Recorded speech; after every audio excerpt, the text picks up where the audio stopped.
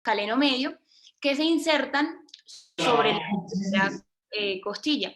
Entonces, dentro de este triángulo interescalénico, pues tenemos unas estructuras importantes que mencionar. Una de ellas es el plejo braquial, como lo vemos ahí señalado.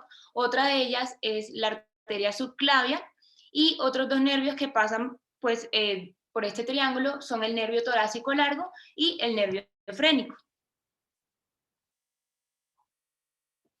El segundo espacio del que vamos a hablar va a ser el espacio costoclavicular. Este espacio está delimitado hacia superior pues, por la clavícula. Hacia inferior tenemos la primera costilla. Tenemos hacia anterior el músculo subclavio y el ligamento costoclavicular, y hacia posterior el músculo escaleno anterior.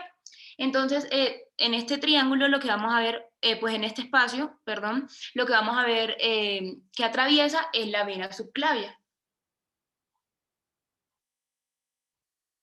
También tenemos el área subcoracoidea. Esta área pues está delimitada por el músculo pectoral menor, y que este se inserta pues en la apófisis coracoides. Aquí vamos a ver que van a pasar pues ya todas las estructuras anteriormente mencionadas, pero ya van a adquirir diferentes nombres. Entonces, hablando de epidemiología, la edad en la que más se presenta este síndrome es entre los 20 y los 50 años, menos del 5% son adolescentes, el 10% son personas mayores de 50 años, es un síndrome pues muy raro en mayores de 65 años, y la mayor prevalencia se presenta el 70% pues en mujeres. Entonces, hablando principalmente de las causas, las agrupamos pues en tres grandes grupos. Uno de ellos son las anormalidades esqueléticas u óseas, la otra es pues la postura y la morfología, y finalmente las anormalidades de los tejidos blandos. Dentro de las anormalidades esqueléticas u óseas podemos evidenciar la presencia de costillas cervicales. Estas costillas cervicales debemos recordar que se insertan pues principalmente en la apófisis transversa de C7, y ellas lo que van a condicionar es que se genere pues el síndrome por la compresión que se generan a las diferentes estructuras a las cuales esté pues comprimiendo.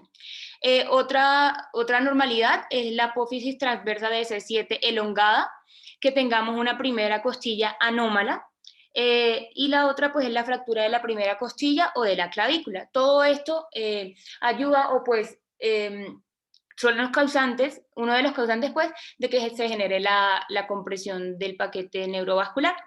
En otro ámbito, pues ya hablamos de la postura y la morfología. Entonces, una de ellas es la mala postura, el encorvamiento, el mal manejo, o pues la abducción con la que estamos a veces con los hombros, una musculatura débil en las personas muy delgadas, y finalmente hablamos de las anormalidades de los tejidos blandos. Esto es cuando hay presencia de bandas fibrosas, variaciones en la inserción muscular o pues de los ligamentos, si hay músculos supranumerarios, la cicatrización fibrosa postraumática o la cicatrización postquirúrgica.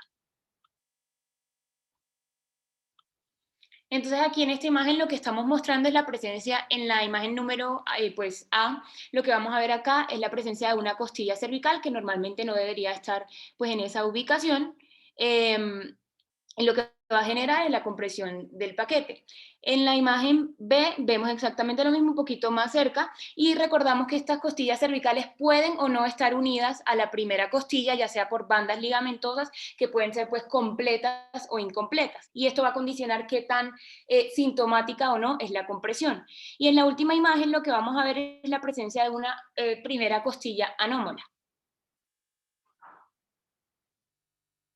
Entonces, hablando de los tipos, estos se dan, depende cuál es la estructura que sea comprimida. El primero es el neurogénico, que en este encontramos que la compresión se da principalmente del plejo braquial. El segundo es el venoso, que la compresión se da pues, de la vena subclavia. Y el tercero es el arterial, que la compresión se da pues, de la arteria subclavia. Entonces, para el diagnóstico, lo primero que debemos hacer pues, es una anamnesis, como siempre, una anamnesis bien enfocada, y el examen físico. Durante el examen físico, que debemos evaluar la postura de nuestro paciente, ver si el paciente presenta disminución de la movilidad, si hay debilidad del quinto dedo, si hay presencia de parestesia, si tiene cansancio, si hay palidez en los miembros superiores, si hay evidencia de sudoración, edema, el signo de la mano blanca y la presencia pues, de venas dilatadas. Entonces, el diagnóstico, existe una triada que se llama la triada de Selmonovsky, que es una triada que solo la encontramos en este síndrome y pues está compuesta de los siguientes componentes. Uno es la debilidad en la abducción, aducción u oposición del quinto dedo. Entonces, lo que debemos evaluar acá pues, es pedirle al paciente que intente hacer alguno de estos movimientos y evaluamos a ver si existe debilidad o no de los mismos. Y si existe, esto nos puede indicar que está comprimiendo pues, la raíz inferior del plejo braquial, o sea, las raíces nerviosas de C8 y T1. El otro componente de la triada es pues si hay presencia de parestesias, cansancio o pues adormecimiento de la mano o del miembro superior que se asocie con palidez al realizar pues la elevación de la extremidad. Bueno, eso ven en la imagen. Y el tercero es la sensibilidad pues, de ambas áreas supraclaviculares cuando las comprimimos pues, con el pulgar.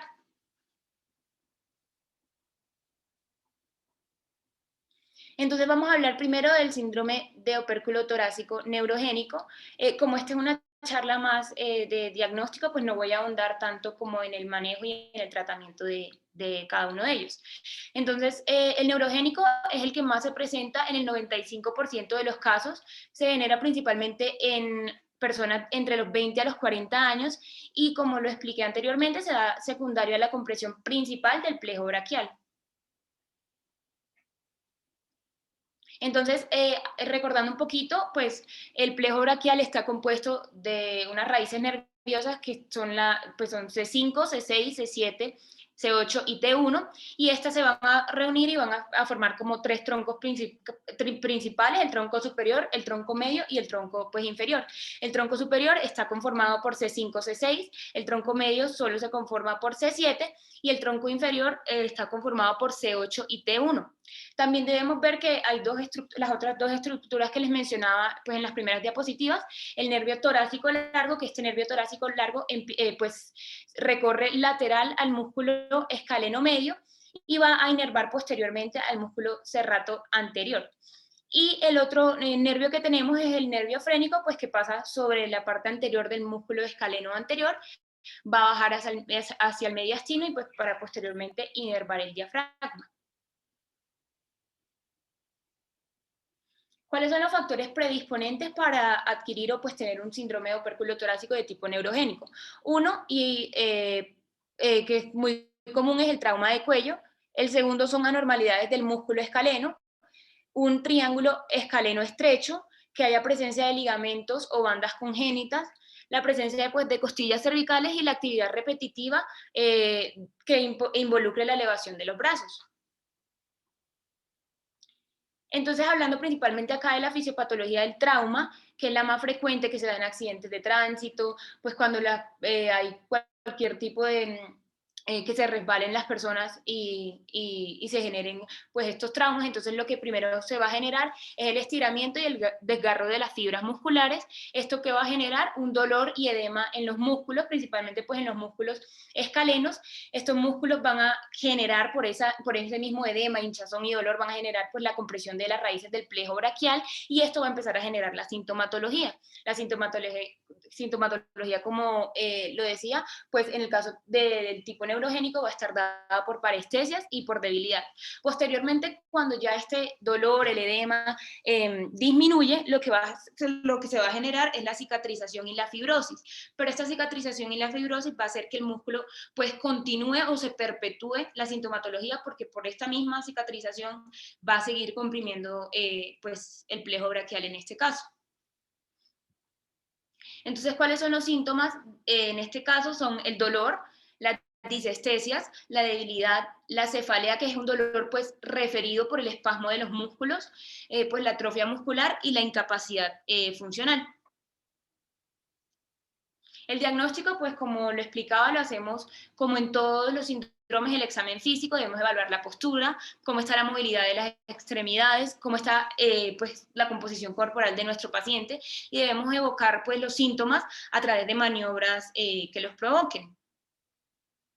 Una de estas maniobras es el test de Addison. Entonces este test lo que consiste es poner al paciente sentado y lo que vamos a hacer nosotros como examinador es abducir el brazo y rotarlo de forma, pues que quede en rotación externa, y vamos a decirle al paciente que gire la cabeza hacia el lado ipsilateral, es decir, el lado que estamos evaluando, siempre palpando el pulso radial, y que tome aire o pues que inhale, y lo que vamos a sentir para que este signo pues sea positivo es que el pulso se va a disminuir o se va a obliterar completamente pues la presencia del mismo.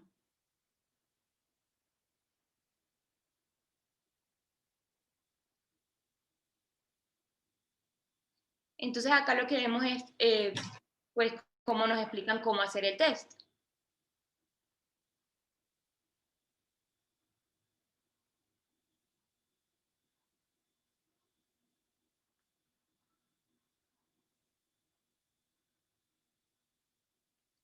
Entonces ahí le estaba diciendo que pues que gire la cabeza y siempre palpando el pulso radial para ver si este se oblitera o no se oblitera.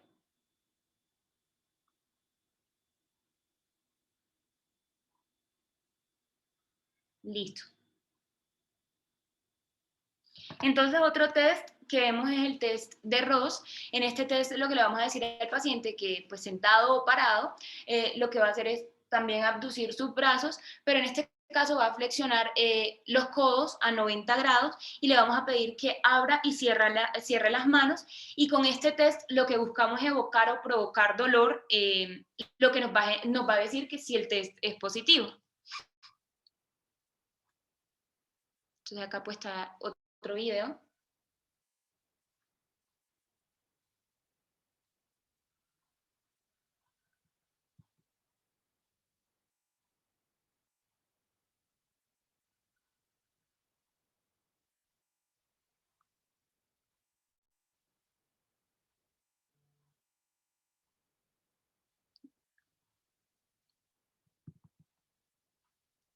Entonces, cuando esté en esta posición, el paciente debe abrir y cerrar las muñecas, pues las manos, y lo que se va a generar es pues la compresión del plejo braquial por la posición que está asumiendo el paciente y pues por el movimiento que está haciendo en sus manos. Listo. El otro, pues es el test de Elby. Entonces, pues con este test, lo que evaluamos también es lo mismo, ponemos al paciente en abducción de los miembros superiores, pero le vamos a decir que haga una dorsiflexión de las muñecas y que gire su cuello al lado ipsilateral al que vamos a evaluar, y esto pues lo repetimos de cada lado.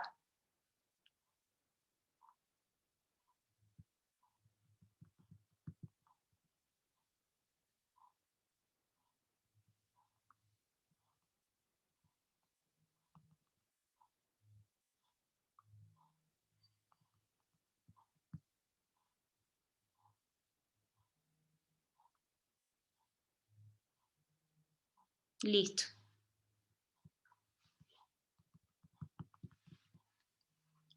Entonces, otra forma de hacer el diagnóstico es el bloqueo del músculo escaleno. Esto se utiliza más cuando el diagnóstico no está tan claro, entonces pues el médico puede utilizar esta técnica buscando que la inyección de un anestésico local pues en el músculo vaya a mejorar la sintomatología. ¿Por qué? Porque se reubica o se mejora la conformación del triángulo interescalénico, los músculos vuelven como a su posición normal y la sintomatología disminuye. Entonces esto es más ya cuando no tenemos el diagnóstico claro, porque lo podemos hacer más con las maniobras que anteriormente les mostré. Entonces, dentro del síndrome de opérculo torácico, pero ya de tipo venoso, vamos a hablar que se genera pues en el 2 al 3% de los casos, la edad media son 32 años, la incidencia es igual en hombres y en mujeres, y también se conoce como el síndrome de Paget-Von-Schröter o también como la trombosis de esfuerzo. ¿Cuáles son los factores predisponentes? Entonces uno de ellos es pues la disminución del tamaño del espacio costoclavicular, pues porque por ahí es donde pasa la vena subclavia, también por las actividades repetitivas y de alto impacto, o importa también cuál es la relación de la vena con el tendón subclavio y el ligamento costoclavicular. La fisiopatología, entonces hay una compresión y posterior a esto se genera pues una trombosis o una estenosis severa de la vena subclavia o axilar. Entonces esta puede ser primaria o secundaria. La primaria pues una compresión extrínseca.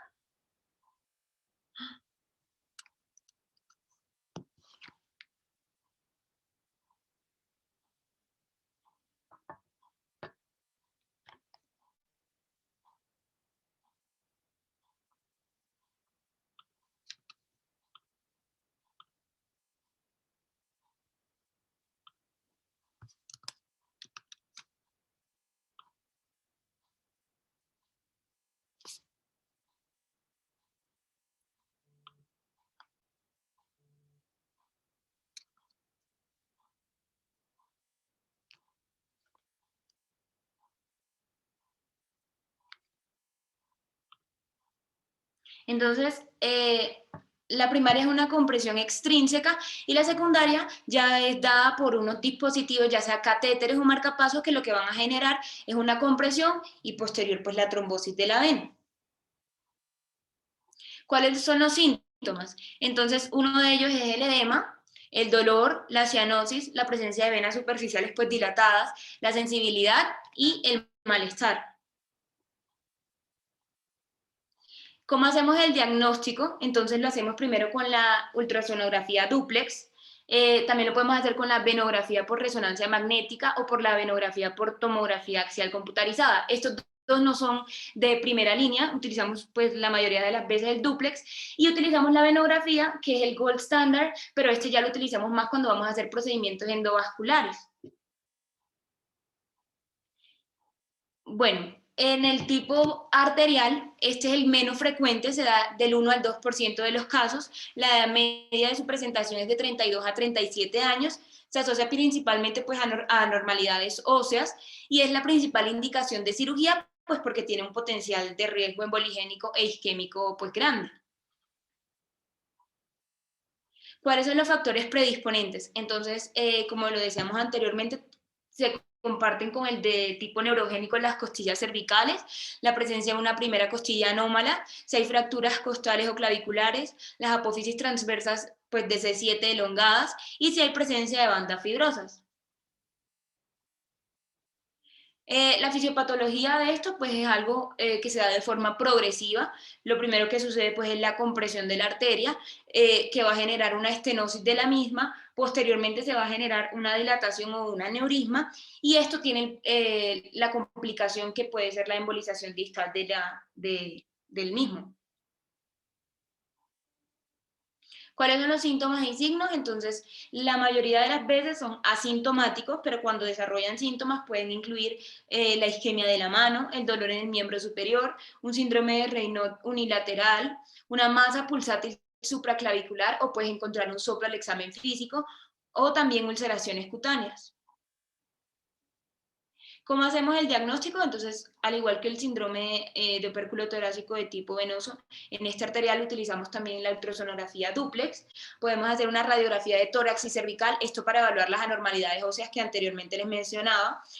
Podemos hacer una angiografía por TAC o la angiografía que igual que la venografía la usamos pues más para los procedimientos endovasculares. El tratamiento principalmente se basa en la terapia pues, conservadora con terapia física que se debe hacer por lo menos durante 4 a 8 semanas. Buscamos el manejo del dolor por medio de relajantes musculares, por medio de los AINES, por medio de estimulación nerviosa o por medio de los anestésicos locales. En el tipo neurogénico, pues el manejo quirúrgico que damos se puede por 3 tipos de abordaje, que como lo dije anteriormente, esto lo vamos a explicar en presentaciones siguientes, entonces no voy a ahondar en esto. Entonces, uno de los abordajes puede ser el transaxilar, también hay el transaxilar que tiene, pues, se hace por videotoracoscopia, o los abordajes que se hacen supraclaviculares. El síndrome del opérculo torácico venoso, el tratamiento se da por medio también de anticoagulación. Esto ya va dependiendo al tipo o la causa que genere pues el síndrome. Por medio de fibrinolíticos, la trombolisis pues, guiada por catéter, la trombectomía o pues la trombosis, cuando es una trombosis crónica, pues elegimos como método de tratamiento pues un bypass. Y quería mencionar el síndrome de McCleary, que este es una obstrucción pues intermitente de la vena subclavia, pero lo que no vamos a tener es la trombosis, vamos a tener el edema y todo, pero no va a estar presente la trombosis dentro del síndrome. Esta se puede comprimir ya sea entre el tendón subclavio o el músculo escaleno anterior, y va a generarse pues la coloración azulada del brazo, la distensión venosa y pues el edema.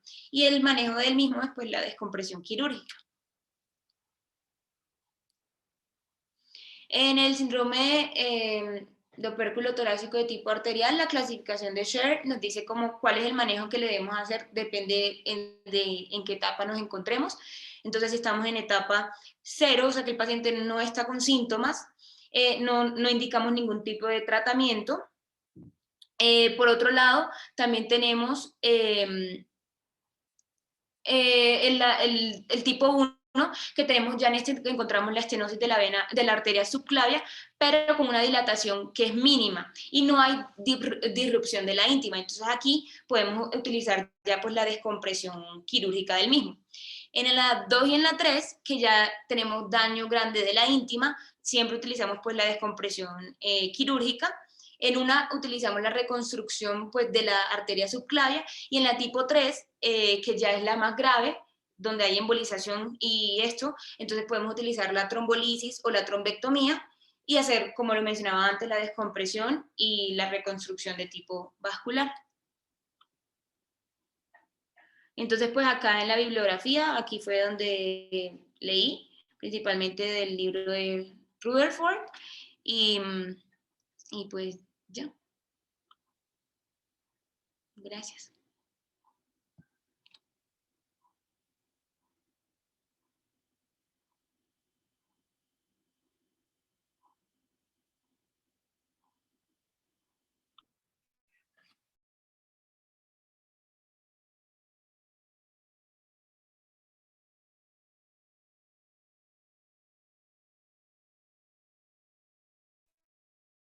Bueno, muchísimas gracias a todos por su asistencia, a los doctores por su presencia. Ustedes saben que pues sin ustedes pues no podríamos hacer estos módulos posibles. No sé si alguno tenga alguna duda, pregunta, sugerencia acerca de la charla que nos pueda compartir, o damos un espacio para que hablen los doctores.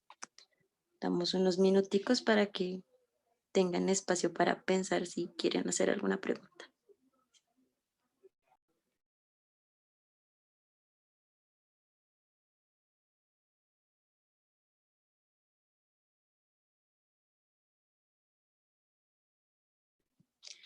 Listo, nos llegó una pregunta.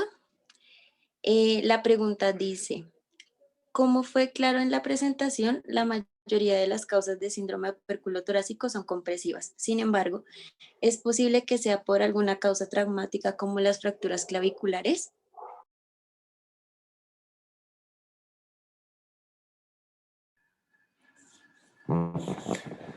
Muy buena la pregunta. Y sí, realmente, digamos, yo les explicaba esta mañana que estábamos en consulta viendo un paciente con un síndrome compresivo y trombótico venoso, que lo más frecuente son los deportistas que sufren traumas, que tienen hipertrofia muscular y que tienen fracturas de clavículas. Eso básicamente los jugadores de fútbol americano, quienes hacen estiramiento superior de los brazos como los paracaidistas.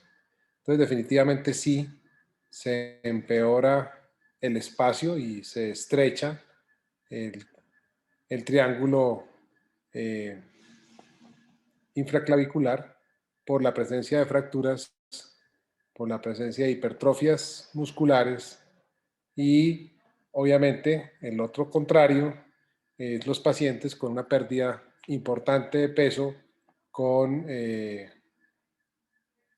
atrofia completamente los músculos o pérdida básicamente de los músculos. Entonces, definitivamente sí hay factores extrínsecos, no solamente los congénitos o las alteraciones anatómicas de causa primaria, sino que tendríamos opérculos torácicos que empeoran o son secundarios a causas extrínsecas por ya sea alteraciones. Hay unos ligamentos que ustedes los pudieron ver en las imágenes que son variantes y los cuales también pueden generar cambios sobre las estructuras anatómicas que pasan entre la clavícula y la primera costilla.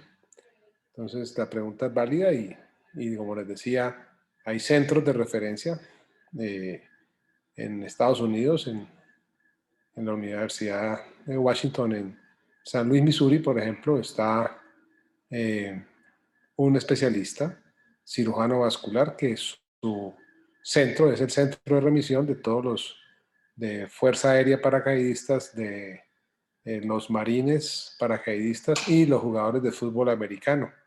Y básicamente se dedica al manejo de las complicaciones y al manejo primario de estas lesiones y opera 3, 4 pacientes diarios de estos síndromes compresivos por las diferentes vías. Entonces sí hay un desencadenante importante del trauma y yo creo que básicamente con este desarrollo de gimnasios y de desarrollo muscular de esta ola que nos rodea, vamos a tener seguramente la aparición de sintomatología que a veces puede ser atribuida únicamente a una neuralgia, un desgarro muscular y podemos estar enfrentando componentes, como vimos la mayoría de las veces, neurogénicos.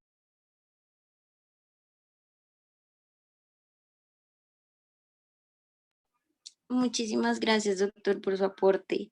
No sé si alguien más tenga alguna pregunta, algo que nos quiera compartir.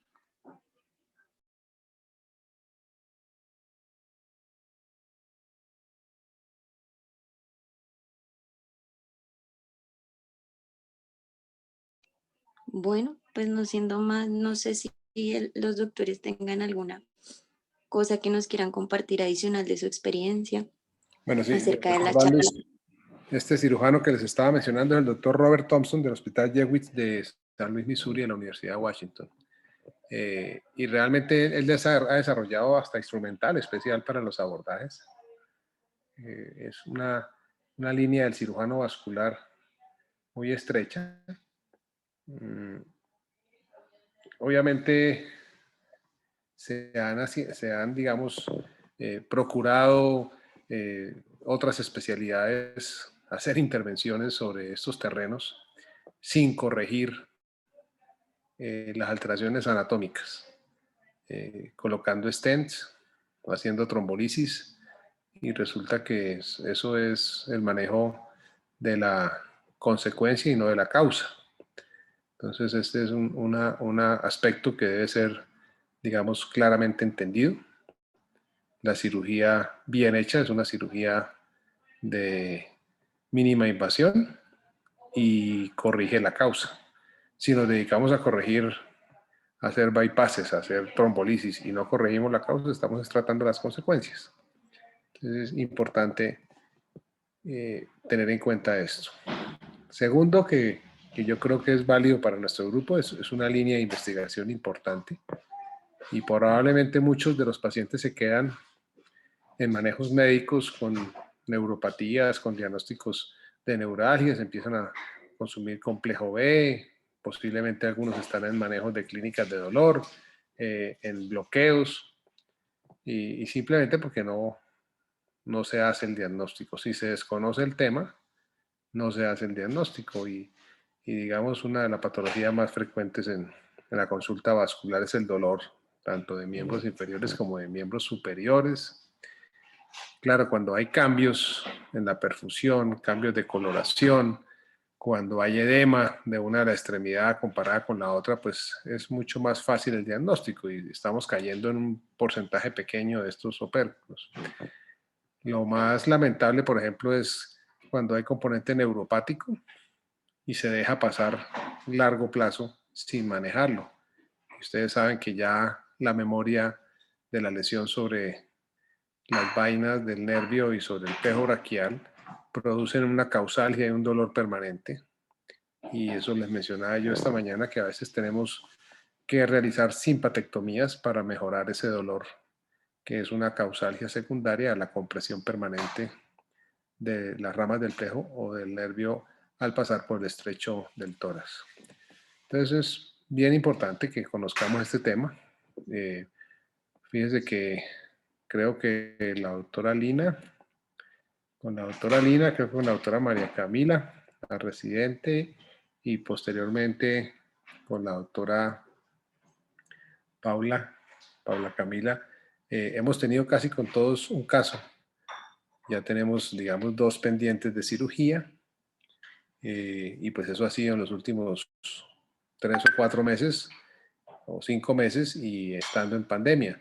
O sea que la patología realmente está presente y hay que conocerla, hay que manejarla, hay que orientar al paciente, hay que manejar los métodos diagnósticos, saber cómo se piden los exámenes, y yo creo que eso es lo que vamos a ver en los siguientes presentaciones después de esta gran introducción. Yo quiero felicitar a la doctora Andrea Munive por esta presentación. Creo que fue suficientemente clara, concreta, y sirvió para motivar y para hacer la introducción a este tema.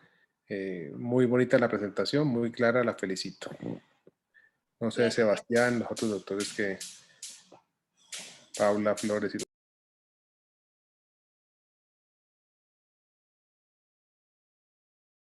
Muy clara y gran introducción de, digamos que ahora vamos a empezar con la parte neurogénica y otra parte para las menos comunes que son las vasculares, pero me parece que deja claro cómo es la epidemiología, la fisiopatología y eso para ya empezar a adentrarnos en el tratamiento.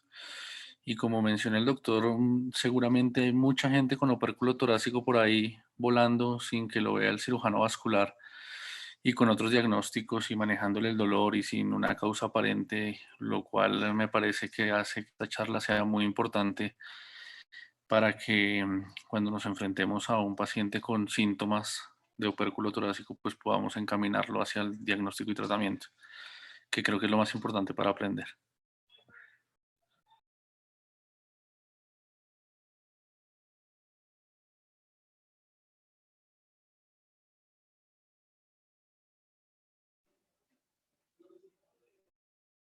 Bueno, muchísimas gracias a todos los asistentes, a los doctores por sus conclusiones y por sus aportes, fueron muy valiosos, a nuestra presentadora, que también una excelente charla, muchísimas gracias por eso.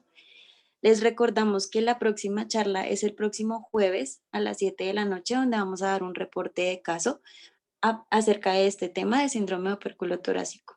Listo, la bibliografía también la van a encontrar en el Linktree que tenemos tanto en Instagram como en Twitter y demás redes sociales para que si quieren la vayan consultando. Muchísimas gracias a todos por su asistencia y pues nos vemos el próximo jueves. Que estén muy bien. Bueno. Gracias, buenas noches a todos. Excelente. Muchas gracias, Doc. Que tengan buenas noches todos. Gracias.